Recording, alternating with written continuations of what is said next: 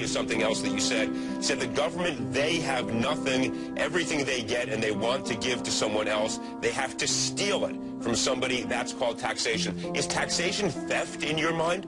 Yes, it is. It has to steal from a productive individual and give it to somebody else. So it is theft.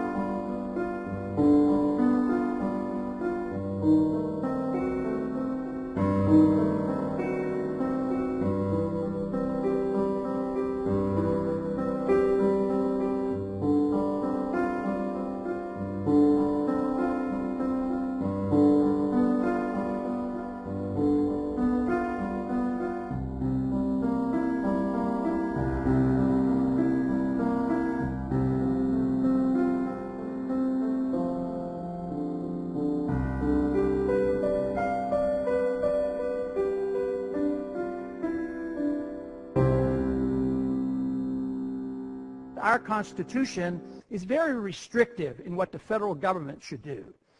Fortunately for me, though what I do is controversial to a large degree, I can use the argument of the Constitution.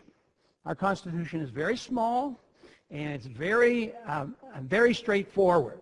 And there's the doctrine of enumerated powers gives the Congress 18 things they're allowed to do. Today we do 1,800, if not 18,000 things that we shouldn't be doing. But in the United States, there's still a lot of respect for the Constitution. So if you say, well, I voted against the flood insurance, and I realize the difficulty that you might have because you don't immediately have that, but I'm following my pledge, my oath of office, to obey the Constitution. I believe in the rule of law, and therefore I am not going to vote for that. They will give you enough respect and give you a pass on that. That is easier than if you would vote against it and you had this authority. If you had only voted against it, say for economic reasons, it would be different. They have a little more difficulty in understanding the economics of it all.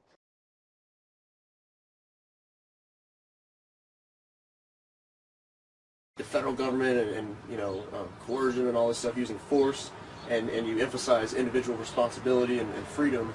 So, and I know you stand for the Constitution, but what do you say to people who advocate for self-government rather than a return to the Constitution? Just like great, I'm fine.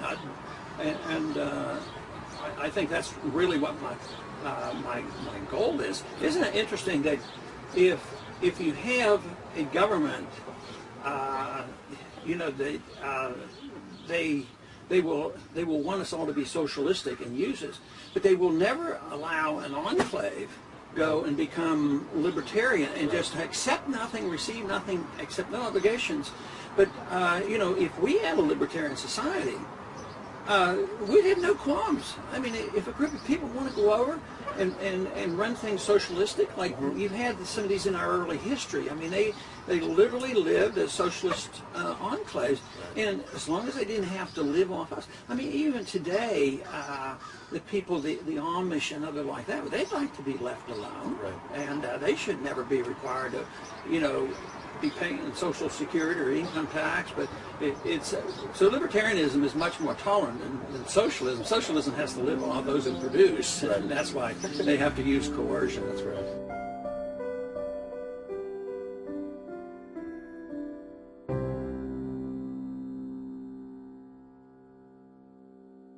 So you've described yourself as a voluntarist. Can you tell us what that means for the big picture and what your ideal society would be as a voluntarist? Voluntary means no coercion. So if you want to change people's habits or change the world, you should do it by setting examples and trying to persuade people to do it. You can use force only when somebody uses force against you. So voluntary use of information and persuading people, I think, is the best way to go, and no matter what kind of problem you're looking at.